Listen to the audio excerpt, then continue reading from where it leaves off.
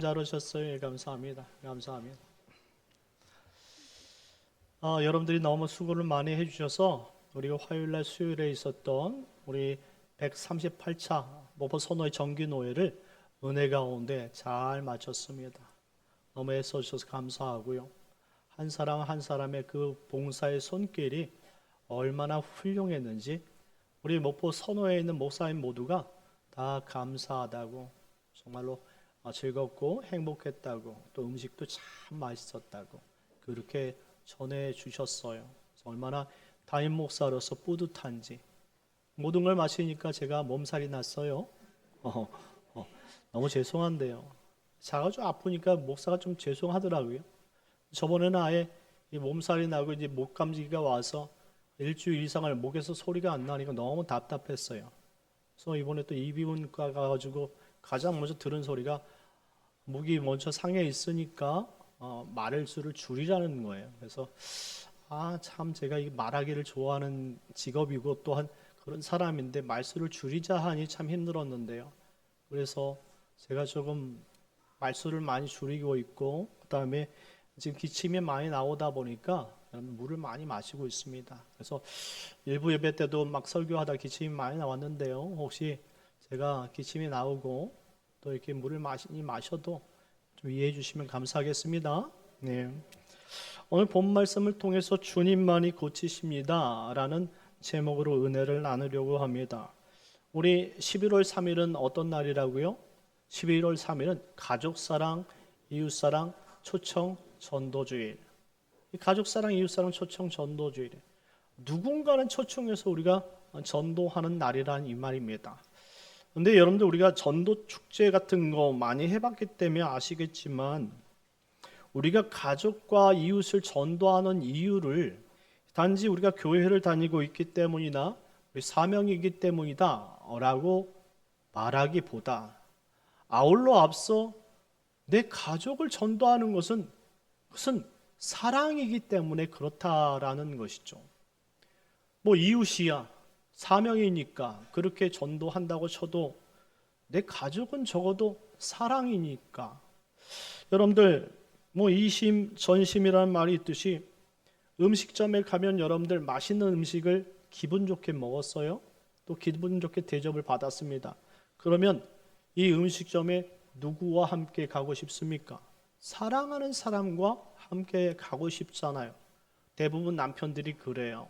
여러분들 표현은 잘 못하지만 어디 나가서 맛있는 음식을 먹게 되어지면 아내하고 가야지. 이게 남편의 마음입니다. 알아두세요. 예? 참고로 알아두시라고요. 물론 또 역지사지라고 우리 부인들도 남편 같이 함께 차 마시고 싶다, 한번 식사하고 싶다 이런 마음 있겠지요. 남편들도 좀 알아주십시오. 좀 그런 마음들 참 얼마나 좋습니까? 제일 먼저 생각난다는 이유가 사랑하기 때문에 아닙니까? 사랑하기 때문에. 사랑하니까 내가 가장 사랑하는 사람 먼저 데리고 와서 맛있는 음식 먹여주고 싶은 거예요. 그게 바로 인간의 마음이라는 거예요.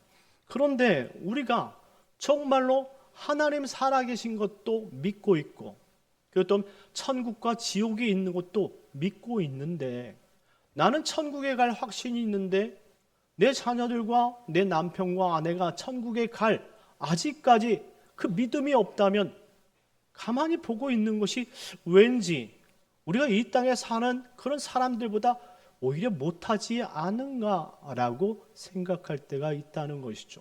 음식만 먹어도 이렇게 나눠 먹고 싶은데 왜 저 천국만큼은 우리가 함께 공유하면서 같이 가고 싶은 마음이 없냐 이 말이죠. 물론 이렇게 생각할 수 있어요.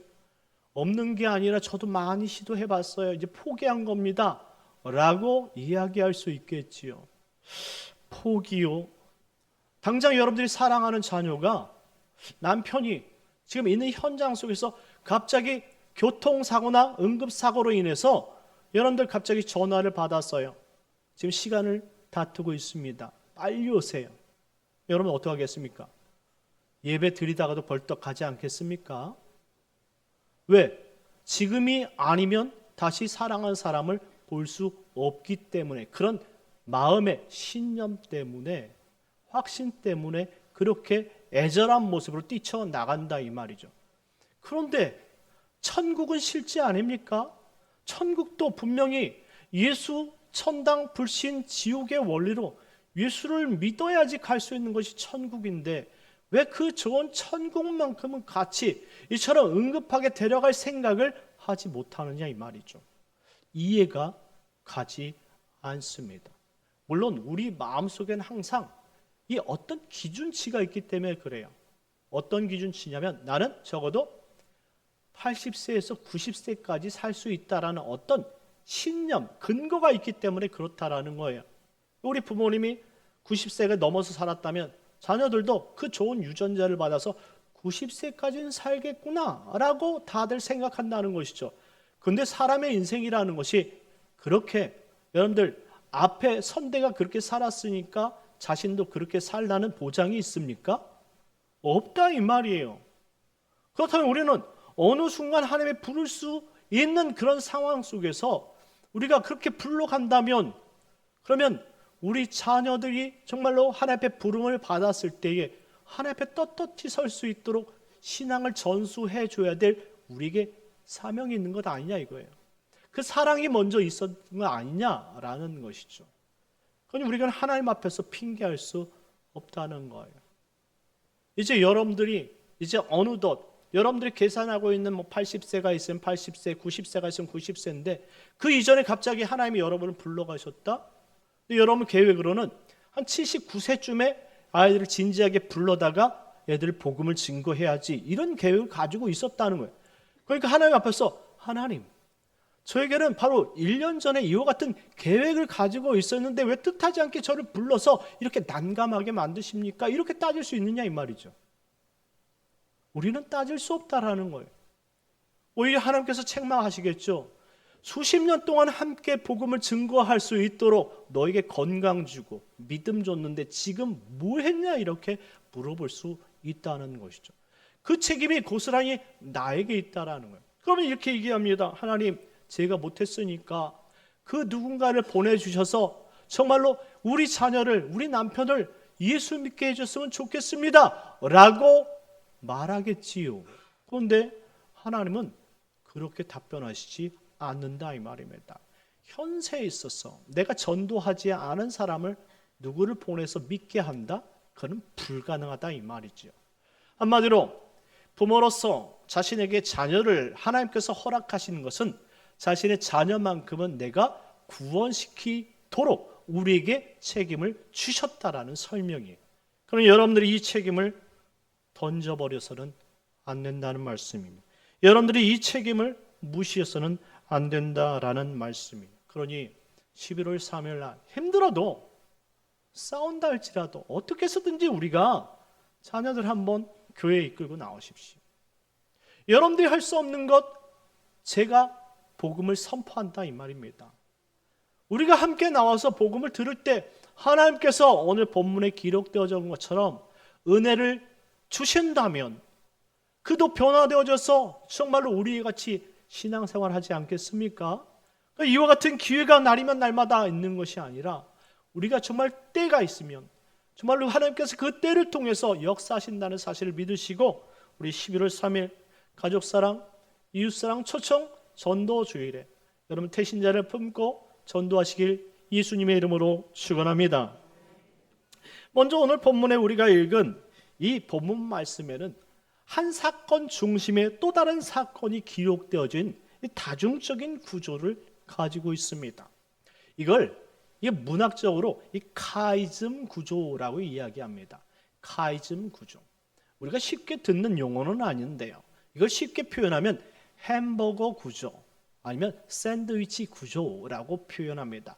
왜냐하면 이 카이즘 구조라는 것은 똑같은 그런 이 사건, 일들을 양쪽 끝에다가 배열하고 그 중심에 이 핵심적인 사건을 거기다 두어서 깨닫게 하는 강조 용법이기 때문에 그래요. 샌드위치를 어떻게 먹습니까? 그냥 빵 2개 붙여가지고 먹는 게 아니잖아요. 햄버거 그냥 빵 붙여가지고 먹는 게 아니에요. 그 안에 패티가 있어야죠. 햄이 있어야 되고 잼이 있어야 되고 야채가 필요하고 치즈도 필요합니다. 그럴 때 이 빵이 맛있는 것처럼 이 구조 자체도 그 안에 핵심적인 사건을 둠으로 말미암아 강조해서 이것이 어떤 내용을 말씀하신지를 보여주는 기록이다라는 거예요. 마태는 오늘 본문을 통해서 무엇을 강조하고 싶은지를 살펴보자 이 말입니다. 18절 말씀 다 같이 읽겠습니다. 시작.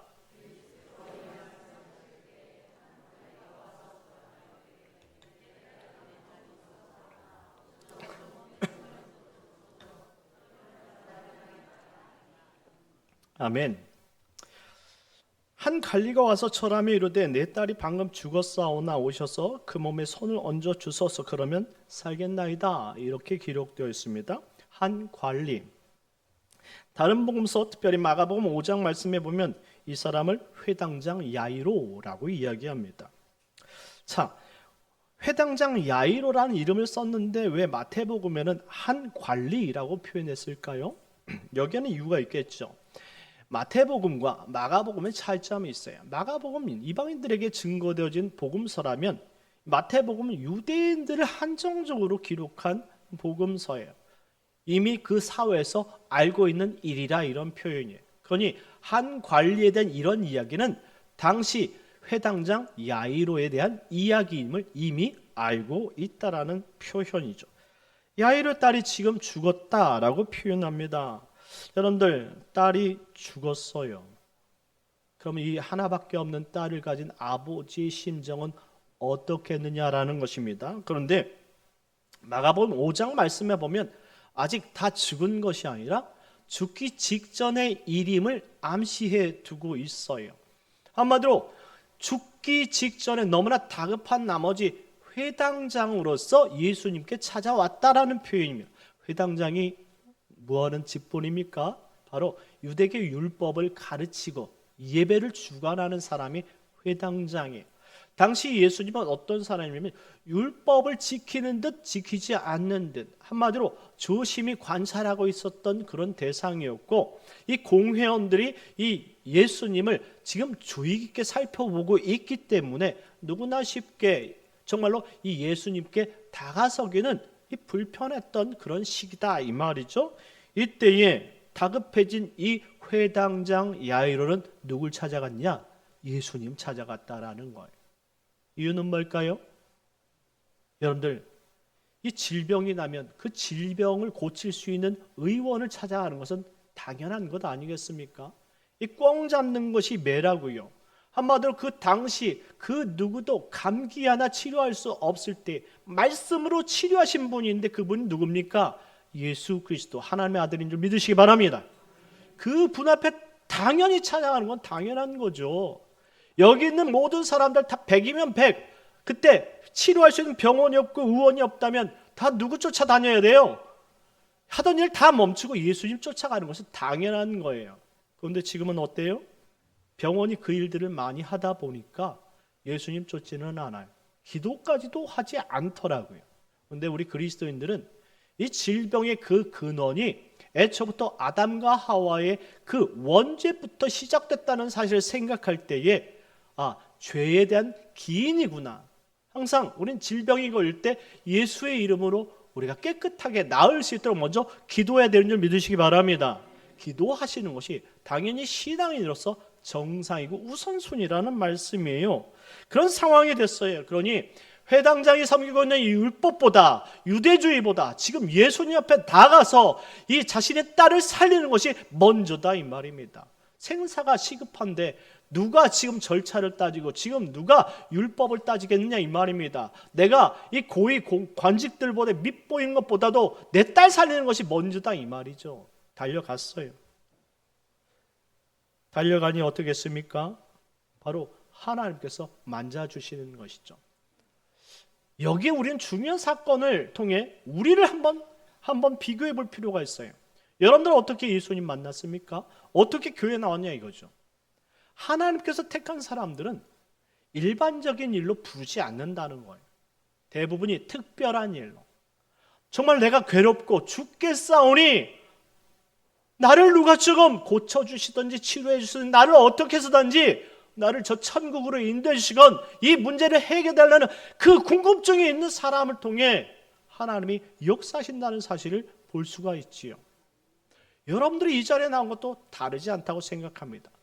저도요, 제가 예수 믿게 된 그 근거가 우리 형제들이 다 예수 믿고 다 하나님 이야기하고, 나같이 정말로 제가 군대 가기 전에 저와 같이 그냥 매번 그냥 세상 일로 놀고 막 정말로 정신없이 지냈던 우리 삼형제가 제가 군대 갔다 오니까 서로가 막 말씀 보고 막 기도하고 막 이제 뭐 신학교 가겠다 막 이러는 거예요.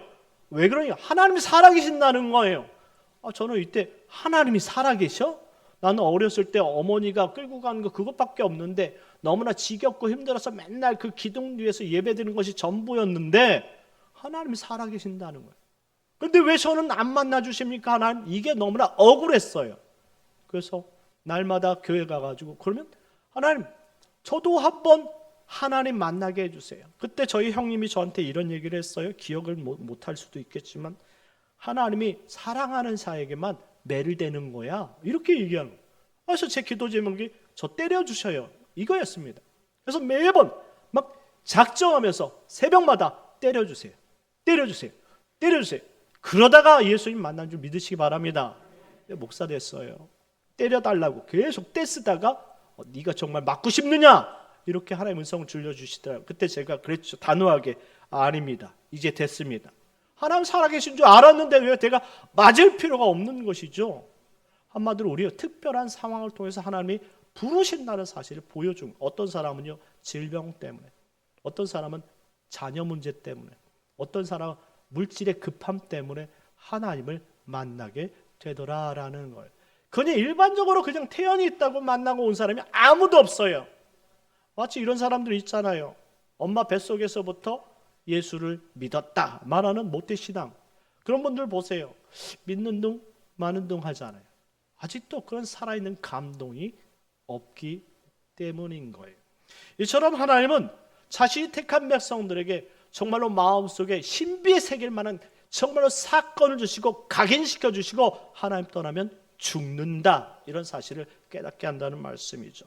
자, 그런데 이런 회당장 야이로 곁에 우리가 알지 못했지만 오늘 읽었던 한 사람이 또 등장한다라는 것이죠. 20절 말씀 나같이 읽겠습니다. 시작. 12해 동안이나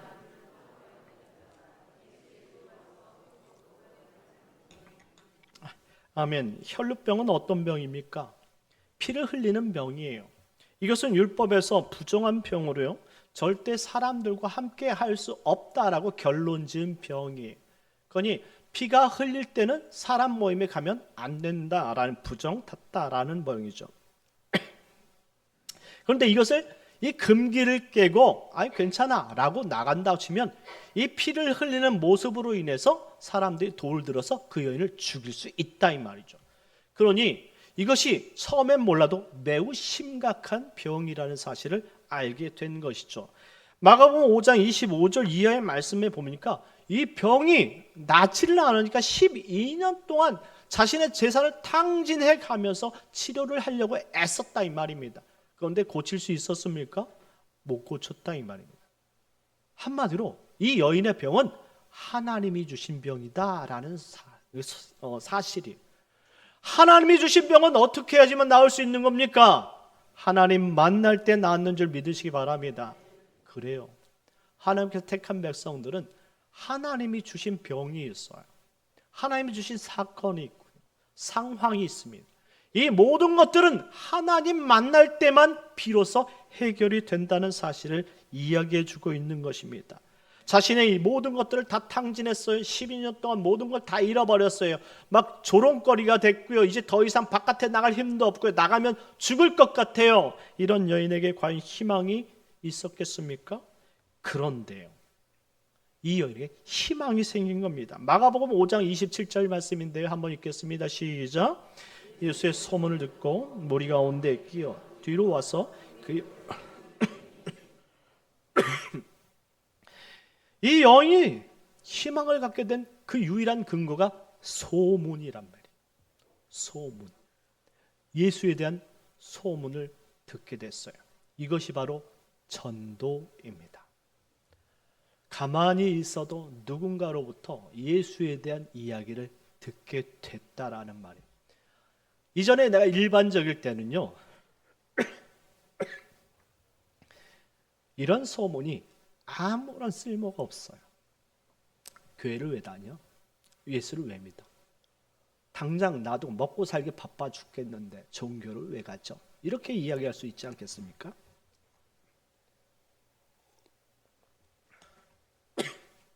근데 상황이 바뀌었어요.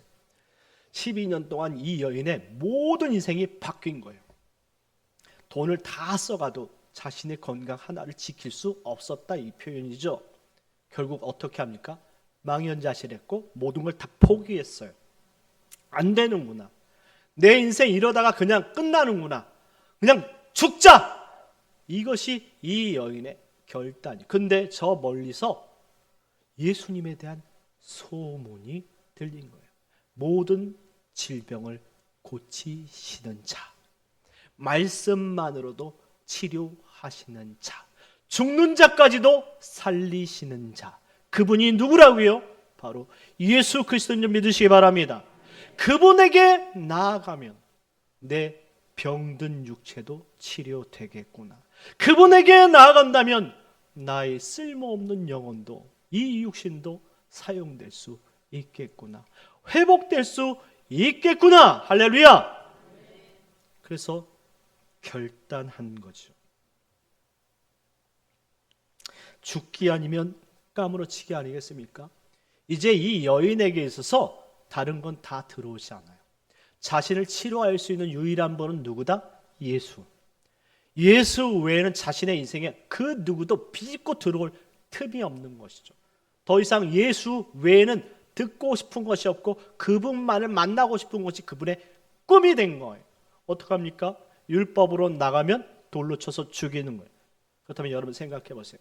평생 동안 이 집에서 그냥 이렇게 병들어 죽던지, 아니면 돌을 맞아 죽어도 나가서 한번 예수의 손목을 한번 붙잡던지, 둘 중에 하나를 결정지어야 될 것 아닙니까? 여러분들은 어떻게 하겠어요? 저 같아도 뛰쳐나갑니다. 이 여인이 선택한 유일한 방법은 예수께로 간 줄 믿으시기 바랍니다. 예수께로 달려나갔어요. 그때 어떤 일이 벌어집니까? 우리 20절, 21절 본문인데요. 다 같이 읽겠습니다. 시작.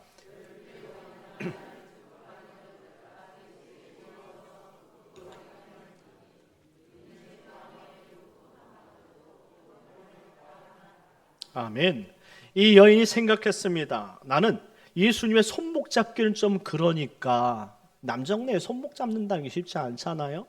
저 옷만 잡아도 나는 치료될 거다라는 믿음의 확신이 있었다, 이 말이죠. 그리고 그의 옷을 잡는 순간 어떻게 됐습니까? 치료된 줄 믿으시기 바랍니다. 병의 근원부터 말랐다라고 표현하고 있습니다. 병의 근원. 세상 사람으로는 절대 치료할 수 없는 건데 예수의 옷자락을 잡는 그 순간 하나님의 능력이 그 여인에게 임하게 된 줄 믿으시기 바랍니다. 이게 구원에 대한 정의예요. 성경에서 표현된 의복은 사람의 의를 나타내는 단어예요. 의. 한마디로 우리는 이 아담 이후에 죄의 의복을 입기 때문에 모든 사람들은 다 죄인이에요. 무엇을 이어도 하나님께서 보실 때 다 죄인이라 이 말이죠. 하지만 우리가 주님을 만난 후 우리의 인생은 주님께서 주시는 새로운 인생의 의복을 입게 되는 줄 믿으시기 바랍니다. 그것이 바로 그리스도의 의예요. 은혜이고 하나님의 섭리이고 그 뜻을 덧입게 되어지면 내가 가지고 있던 죽어야 되는 이 질병을 주님께서 가져가 주시고 주님의 거룩하고 아름다운 그 능력과 그 의복을 우리에게 덮여 입혀 주시는 거예요. 마치 에덴 동산에서 아담이 죄를 짓고 무화과 잎으로 자신의 정말로 이 부끄러운 부분을 가렸을 때 하나님께서 그것을 너무 불쌍히 여기시고 가죽, 짐승을 죽여서 그 가죽옷을 지어서 그를 입혀줌으로 말미암아 더 이상 무화과 잎으로 가리지 않게 하셨던 것처럼, 특별히 우리가 이 땅에서 정말로 죄를 짓고 살지만 하나님께서 우리에게 은혜를 베풀어 주셔서 이제 예수 십자가의 그 구속의 은혜 덧입는 그 의복을 우리에게 덮어 주심으로 말미암아 이제 과거의 나는 사라지고 오직 예수 십자가 아래 다시 살아난 우리의 변화된 모습이 존재하는 줄 믿으시기 바랍니다. 이 여인은 이제 한순간 바뀌었어요. 주님의 의복을 붙잡는 순간 그 여인의 죄는 사라지고 예수 그리스도의 강력한 하나님의 은혜의 의복이 그를 덮었기 때문입니다. 그러니 이 여인은 이제 더 이상 정말로 죽어야 될 사람이 아니라 예수님으로 인해서 치료받았고 하나님 앞에 영광을 돌리는 복된 그리스도인이 되었다는 사실을 기억하시기 바랍니다. 이것이 바로 믿음이고 이것이 구원이라는 사실입니다. 우리 22절 말씀 다 같이 읽겠습니다. 22절 시작.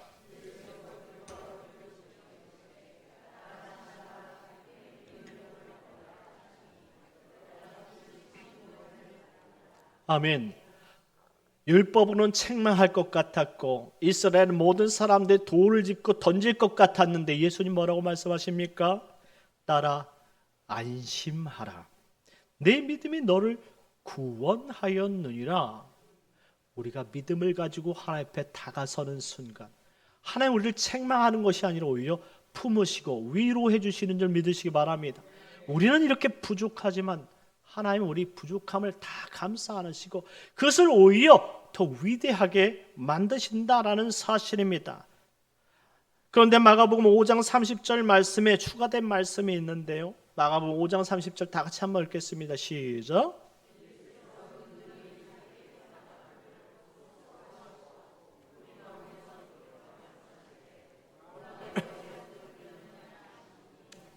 이처럼 예수님께서 따라 안심하라 하기 전에 예수님의 몸에서 능력이 나갔다라는 사실을 밝히 알려줍니다. 내 몸에서 능력이 나갔다. 누구냐? 이런 거예요. 분명히 예수님은 그냥 이 여인이 치료받고 그냥 돌아갈 수 있도록 하실 수도 있었겠죠. 그런데 중요한 건 여기입니다. 우리가 예수로 말미암아 구원을 받고 치료받으면 우리는 그냥 조용히 살아도 된다는 말이 아니에요. 우리가 예수님 믿는 사람처럼 살아야 된다는 것이죠. 여러분들이 교회를 다니는데 마치 나 혼자만 교회를 다니고 남들은 교회 다니는지 안 다니는지 모르는 것처럼 살아가는 것, 이거 자랑이 아닙니다. 여러분들이 구원을 받았으면 여러분들이 하나님의 자녀라는 사실이 일상 속에서 나타나야 된다는 이 말입니다. 적어도 하나님께서 말씀하신 것 가운데 떳떳한 삶이 필요하다라는 것이죠. 주의를 지켜야 되고 여러분 성경에서 금하고자 거룩을 여러분들 방해하는 모든 것들을 여러분들 추려야 되고 하지 말아야 되고 여러분들 성장과 성숙을 위해서 한 걸음 한 걸음 더 나아가야 된다라는 말씀이에요.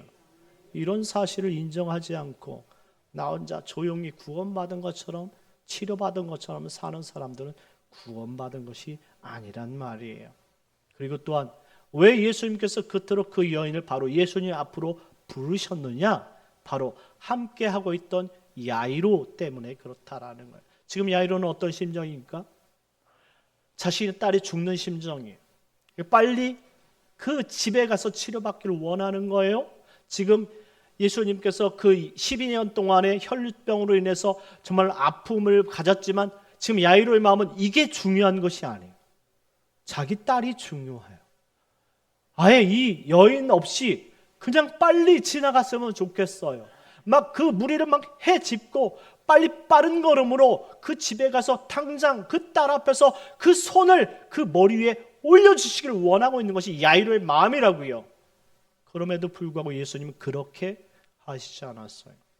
우리 생각과 우리 삶의 방식으로 하나님 앞에 예배하는 것 아닙니다. 하나님께 영광 돌리는 것 아닙니다.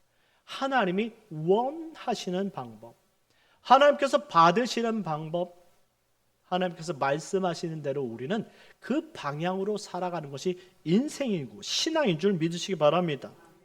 자, 이때 마가복음 5장 35절 말씀에 야이로 집에서 사람들이 찾아옵니다. 회장장님, 당신의 딸이 지금 죽었습니다. 이 소리를 들었던 야이로 마음은 어땠을까요? 막 마음이 무너지기 시작했고요. 그리고 막 오금이 저린다고요. 두 다리에 힘이 풀려서 막 넘어지고 싶고 막 현기증이 나고 사람들이 보이지 않고 지금 어떻게 해서든지 우리 딸 죽었다고 이야기하는데 이것을 어떻게 해결해야 될지 완전히 좌절한 그런 공황 상태에 빠지게 된 것이죠. 이때 예수님께서 이렇게 말씀하십니다. 마가복음 5장 36절입니다. 다 같이 읽겠습니다. 시작. 예수께서 그 하는 말을 곁에서 들으시고 회당장에게 이르시되 두려워하지 말고 믿기만 하라 하시고, 다 같이 따라하겠습니다. 두려워하지 말고 믿기만 하라. 두려워하지 말고 믿기만 하라. 두려워하지 말라는 거예요. 이 두려워하지 말라라는 단어가 현재 명령법인데요, 이미 진행되어진 상황을 강제적으로 멈출 때에 언급되어진 문법이에요. 한마디로 이 마음을 읽고 계셨다라는 말이 예수님이 우리 인간의 마음을 모르지 않아요. 다 알고 계신다. 그러니 막 무너지고 있는데 지금 예수님께서 붙잡으면서 하시는 말씀이에요. 보았지 않느냐? 두려워하지 말라는, 멈추라는 거예요. 왜 근심 걱정을 지금 너의 마음에 쌓고 있느냐 이 말이죠. 그러지 말라는 거예요. 지금 근심 걱정이 아니라 믿음이 필요하다라는 거예요. 믿음이 필요해요. 왜 믿음이 필요합니까? 그 12의 혈류병 걸린 그 여인 누가 고치신 겁니까? 예수님께서 말씀으로 고치신 겁니까? 그 여인이 그 옷을 붙잡을 때 치료된 것 아니냐 이 말입니다. 예수님께서 중풍병자를 어떻게 치료하셨습니까? 공중에서 여러분들 그 침상에 내려올 때 다 밧줄 매가지고 내려올 때 그 내려오는 그 동시에 말씀으로 치료해 주지 않았냐 이 말입니다. 예수님은 손을 얹어서 치료해 줬습니까? 말씀으로 모든 것을 치료해 주신 그분이 두려워하지 말라는 거예요. 왜? 내가 너와 함께 있다라는 사실이죠. 할렐루야. 주님이 무너지는 상황 가운데 우리와 함께 있으면 그것이 곧 희망인 줄 믿으시기 바랍니다.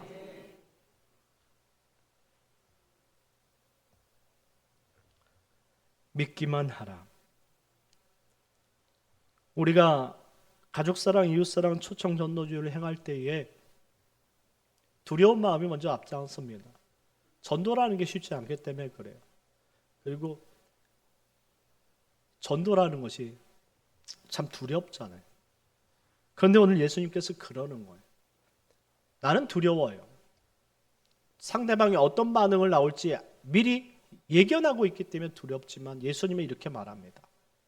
믿기만 하라고요. 다시 본문으로 돌아가겠습니다. 야이르 딸은 어떻게 됐을까요? 살아난 줄 믿으시기 바랍니다. 오늘 본문 25절 말씀에 예수께서 소녀의 손을 잡으며 일어났다라고 표현하고 있지만 마가복음 5장 41절 말씀엔 가서 달리다 쿰 하니 소녀가 일어났다라고 말합니다. 달리다 쿰. 생명이 없어지고 죽음 앞에 무너진 그 인간을 불러일으키는 하나님 아버지의 명령인 거예요. 죽었던 영혼아 다시 살아날지어다. 할렐루야. 그 명령이 떨어지자 죽은 영혼이 다시 살아난 줄 믿으시기 바랍니다. 우리 가족을 살리는 방법은 단 한 가지밖에 없어요. 내 두려움과 내 염려가 아닙니다. 내 염려는 절대 우리 자녀를 살릴 수 없어요. 가족을 살릴 수 없습니다. 오직 예수의 이름, 그 이름 믿는 믿음만이 살려내는 줄 믿으시기 바랍니다. 사랑하는 성도 여러분, 말씀을 맺겠습니다. 인간의 영원한 죽음의 질병인 원죄와 자범죄는 우리의 힘으로 치료되는 것이 아니에요. 오직 예수의 십자가 외에는 불가능한 겁니다. 내가 증거하기 쉽지 않으니까 주님이 친히 믿기만 하라. 내가 그를 찾아가겠다고 말씀해 주신 것 아니냐 이 말입니다. 오직 예수님만이 우리를 고치실 수 있는 유일한 분인 줄 믿으시기 바랍니다. 그런 믿음만 있으면 되는 거예요. 그 믿음을 가지고 대신자를 적으시고 함께 나와서 우리가 기도하자 이 말입니다. 100이면 100 다 믿을 수는 없어요. 저는 그런 집회를 본 적도 없어요. 하지만 그 중에 한 명이라도 예수를 믿게 되어진다면 이거 대성공 아닙니까? 그 가정은 정말 행복한 건 아니냐고요. 그러니 우리 마음속에 근심 걱정 다 내려놓고 한 영을 구원할 수 있는 11월 3일 가족사랑, 이웃사랑, 초청 전도주의를 준비해 나가는 귀한 우리 성도님과 또 우리 영락교회 되시길 예수님의 이름으로 축원합니다.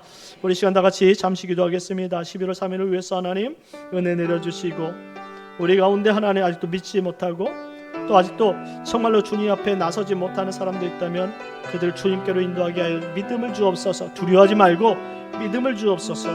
우리에게서 태신자로 품고 기도하게 하옵소서. 그 11월 3일 날 한 영혼 꼭 전도할 수 있게 하옵소서.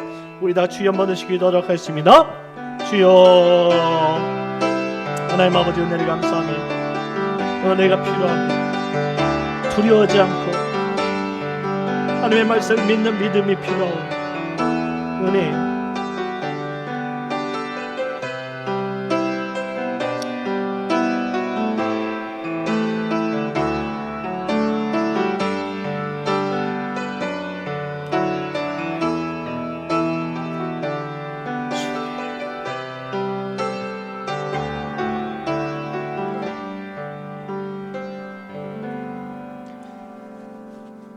참 좋으신 하나님 감사합니다. 우리는 항상 주의 말씀 앞에 두려워하기만 합니다. 하지만 오늘 주님께서 두려워 말라라고 말씀하셨고 믿기만 하라라고 말씀하셨사오니 그 믿음 본받아 하나님 우리 가족과 이웃에게 전달할 수 있는 우리 영락교회 식구들 되게 하여 주옵소서. 11월 3일 잔치만 버려놓고 아무도 초청하지 않는다면 하나님 얼마나 어리석은 하나님 예배이며 또 얼마나 어리석은 행동일까요? 하나님 정말로 우리가 한 영혼을 마음속에 품고 하나님 다시금 전도할 수 있는 계기가 되게 하여 주옵소서. 예수님의 이름으로 기도드리옵나이다. 아멘. 우리 다 같이 일어나셔서 찬송가 부르시겠습니다.